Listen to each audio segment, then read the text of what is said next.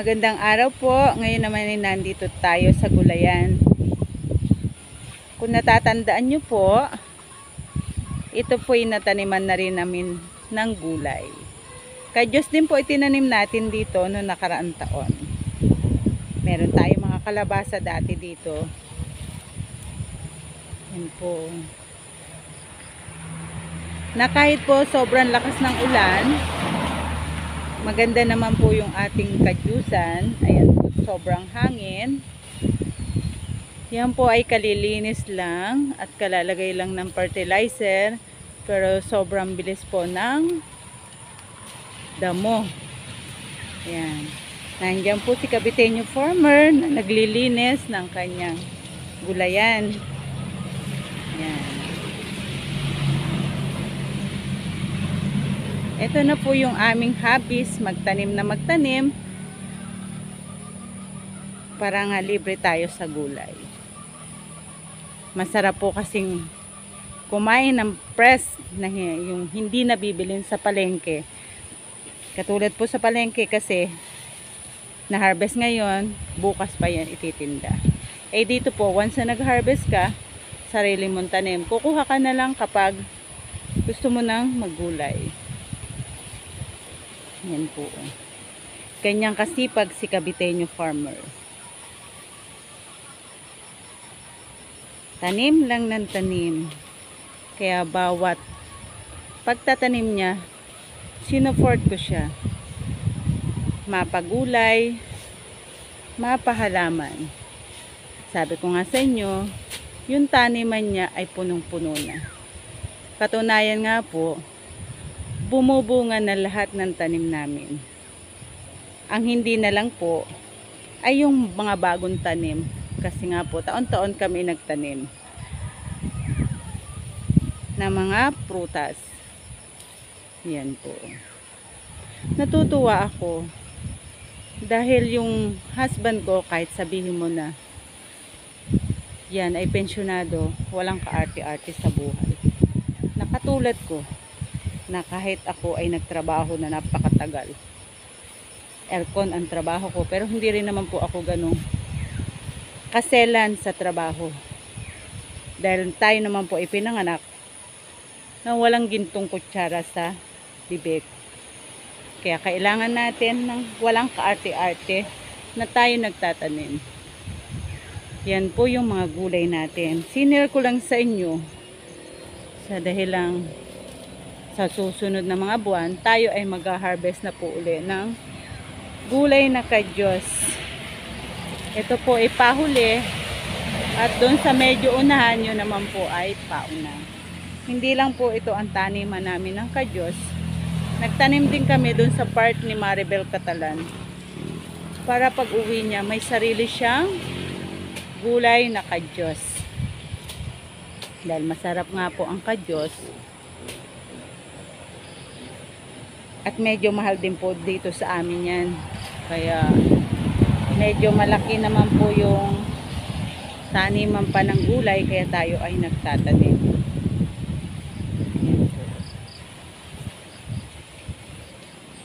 Yan.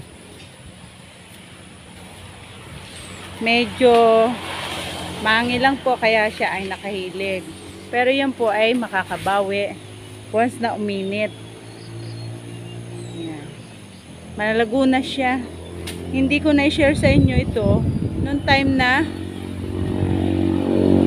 tinatanim ito dahil nga po kami ay busy dahil marami nga po kami pinagkaabalahan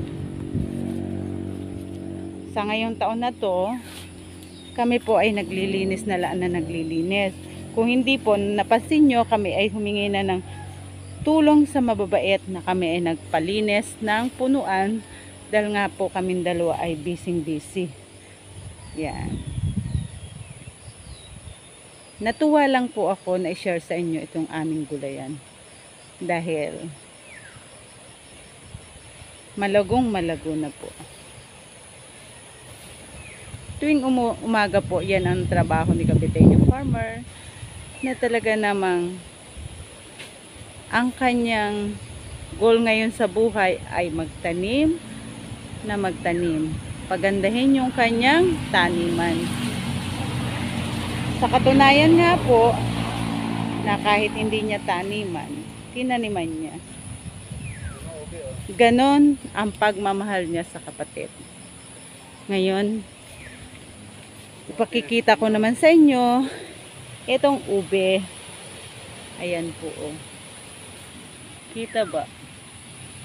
Ayan po, oh. Tumutubo na. Yan po ang iba niyan, nagawa ko ng halaya, ube. Ayan po. Tumutubo na po. Tatanim lang po namin yan. Dahil huli nga po yung pagtatanim natin. Sa sako na natin tinanim para hindi na tayo maghuhukay. Yan po. Yan.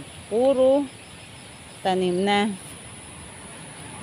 Yan. Ito naman po, kaya may ganito, yan po ay gapangan o habungan ng ube. Ito po ay dating pinagtaniman ng patani. Kami po ay naging masaya na sa aming pagtatanim. Ngayon nga po na nabanggit ko na sa inyo na punong-puno na yung taniman namin. Ang goal na lang namin ay palakihin, abunuhan or lagyan ng fertilizer. At sabi ko nga sa inyo, ang hindi bumubunga na lang ay yung nahuling tanim. Blessing po, sobrang na-bless kami. Dahil lahat ng mga tanim namin ay magaganda na at nagbubungahan na. Yun ang katunayan na mabuti kang tao na talagang napabunga mo lahat ng mga tanim.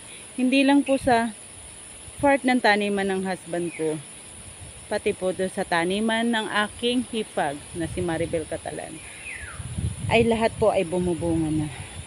Yan po ay ginawa namin pagtatanim dahil sa dahilan nga pong wala siya dito sa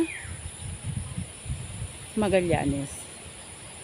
Ang kapatid po kasi, yan po ay tumutulong sa abot ng kanyang magagawa.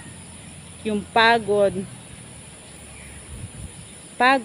at sakripisyo, ayan po ay hindi sinasabi. Yan po ay ginagawa para sa kapatid. Ganun po ang pagmamahal ng isang kapatid.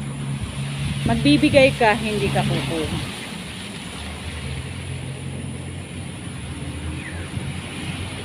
Makita mo lang